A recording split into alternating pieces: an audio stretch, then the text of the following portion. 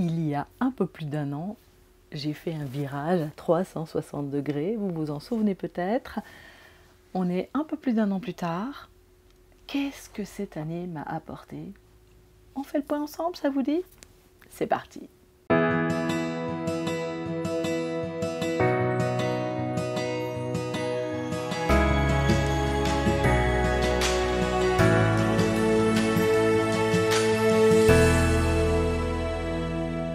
Bonjour tout le monde, bienvenue sur ma chaîne Renaître Jinshin Jutsu où je vous partage beaucoup de pratiques d'aide à soi-même, de Jinshin Jutsu, mais où je vous parle aussi de mon expérience personnelle avec le Jinshin Jutsu et surtout ce qu'il m'a apporté.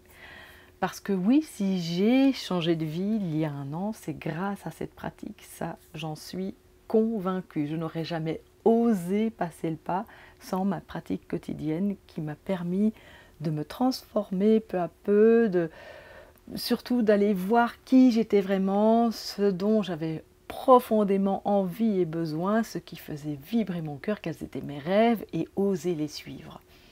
Et donc c'est pour ça qu'il y a un an, j'ai quitté le salariat, j'ai démissionné.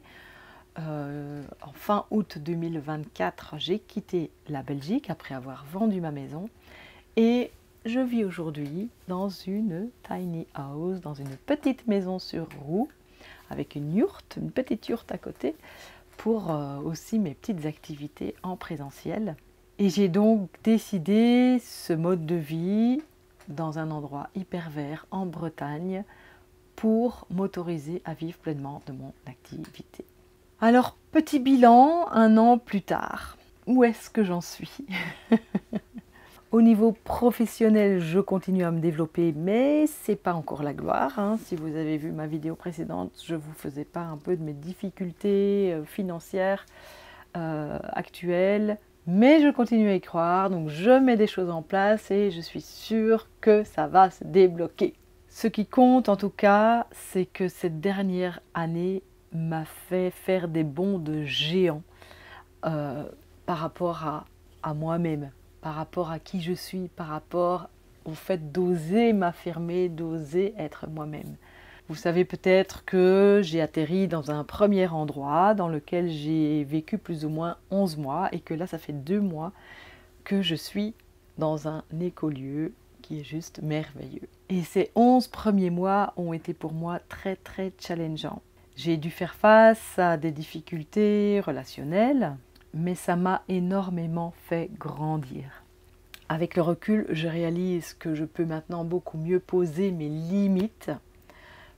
J'ai appris à dire non. J'ai appris aussi à me structurer davantage, à ne pas partir à l'aveuglette et à poser le cadre avant de m'engager dans un projet. Parce que dans ce premier projet, je n'avais pas posé suffisamment le cadre et ça m'a causé des soucis. J'ai aussi appris à faire preuve de patience. Parce que quand les choses ne vont pas comme on veut, eh bien, ça ne change pas du jour au lendemain. Donc il faut apprendre à faire avec ce qui est là, sans être dans la résistance, en acceptant que ça fait partie du jeu.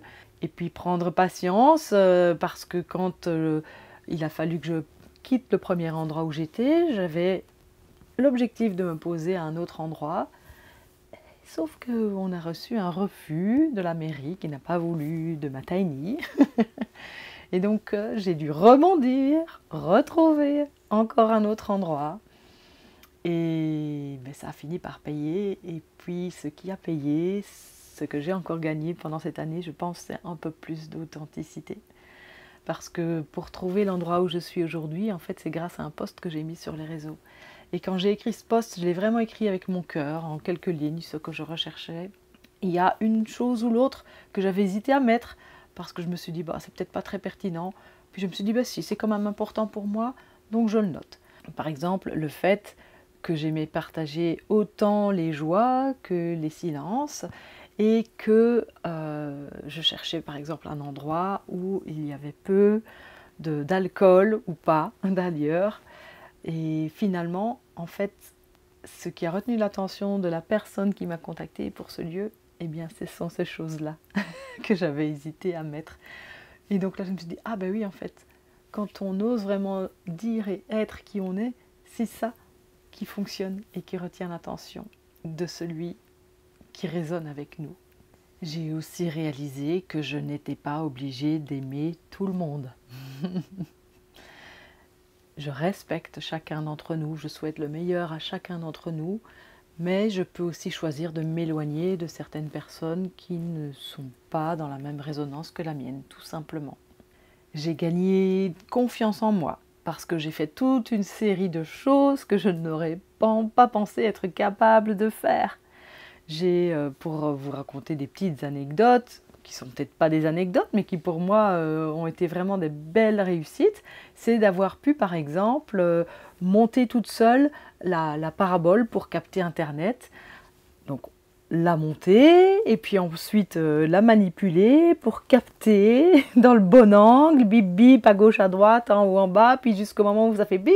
Et alors là, quand on a le bip, je vous promets que c'est ouais. Parce que la première fois qu'on le fait, ben, ça ne fonctionne pas, il faut s'y reprendre à plusieurs fois. Donc la persévérance, c'est aussi quelque chose que j'ai appris.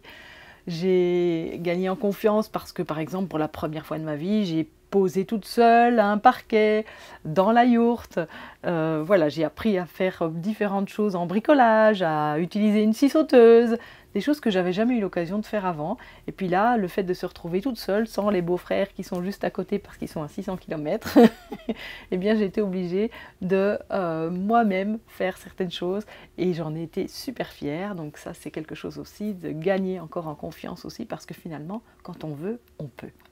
J'ai réalisé aussi pendant cette période que j'avais besoin de me sentir soutenue et entourée parce que je suis aussi quelqu'un qui aime beaucoup être seule, qui aime beaucoup être dans mon cocon, pratiquer mon Jin-Shin-Jutsu en toute tranquillité, me retrouver avec moi-même, faire ce que je veux au moment qui me convient le mieux.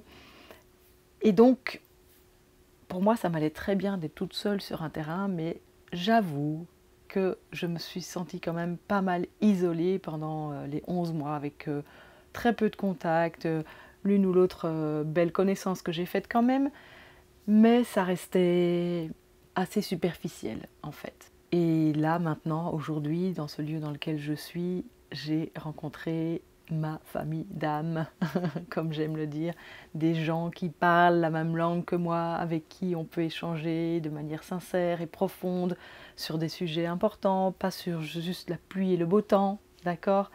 Et des personnes sur qui on peut compter, on a un problème, on est là pour s'aider les uns les autres, on est là pour se soutenir et c'est tellement porteur et tellement merveilleux que merci la vie pour ça. Alors même si aujourd'hui tout n'est pas facile, tout ne va pas comme sur des roulettes, je vais dire surtout au niveau professionnel, je ne regrette absolument pas mon choix. Jamais, jamais, jamais je ne voudrais retourner en arrière. J'aime énormément mon mode de vie dans cet écolieu, dans cette tiny house, avec les gens avec qui je suis aujourd'hui, avec l'environnement magnifique de la Bretagne qui m'entoure. Je me sens plus vivante que jamais, je me sens complètement alignée avec qui je suis, avec mes valeurs, avec ce qui est important pour moi. Et donc je sais qu'avec toute cette force que j'ai en moi et cette confiance, ça va aller, ça va fonctionner, le reste va se mettre en place, c'est une question de temps. On finit 2025, l'année 9, là on finit un cycle, 2026 on repart vers une abondance, donc j'y crois. Et en tout cas, j'y crois, c'est une chose, mais bien sûr, je mets des choses en place et je pose des actions pour aller dans cette direction de l'épanouissement, encore plus le mien et celui de toutes les personnes que je souhaite accompagner. Là maintenant, il y a le coaching qui va se mettre en place aussi, donc je suis hyper heureuse de tous ces choix. Et je ne peux vous dire qu'une seule chose, c'est que suivez votre cœur, suivez vos envies, allez voir là au plus profond de vous-même qu'est-ce qui est important pour vous. Qu'est-ce qui vous fait vibrer? Qu'est-ce qui vous met en joie? Qu'est-ce qui est pour vous peut-être une évidence, mais que quand vous le faites, vous ne voyez pas le temps passer, vous trouvez ça facile, vous trouvez ça super, fluide, joyeux, ça vous met dans de belles énergies, réfléchissez à tout ça. Et croyez en vous. Vous pouvez utiliser là cette chose-là pour rebondir, pour avancer, pour partager ce que vous aimez au monde et oser briller de votre propre lumière.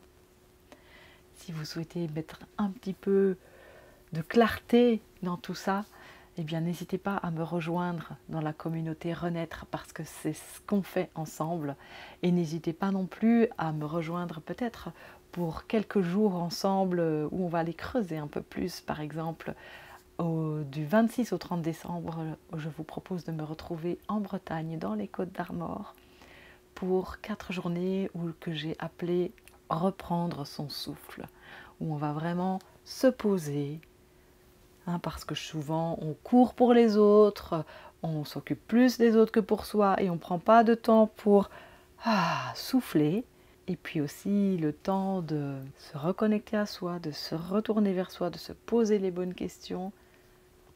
Ces fameuses questions, qu'est-ce qui est important pour moi et qu'est-ce que je veux vraiment dans ma vie? Au dernier jour, quand je ne serai plus là, quand je partirai, qu'est-ce que je ne veux pas regretter? Venez avec moi, on va se poser les bonnes questions et on va se mettre sur des rails pour aller dans la meilleure direction pour nous. Si mon partage vous a inspiré, n'hésitez pas à le commenter, à me dire ce que vous en pensez, à le liker, à vous abonner à ma chaîne si ça n'est pas encore fait. J'espère vous voir très bientôt en vrai, d'une façon ou d'une autre. Et si pas, on se retrouve de toute façon dans une prochaine vidéo. À bientôt!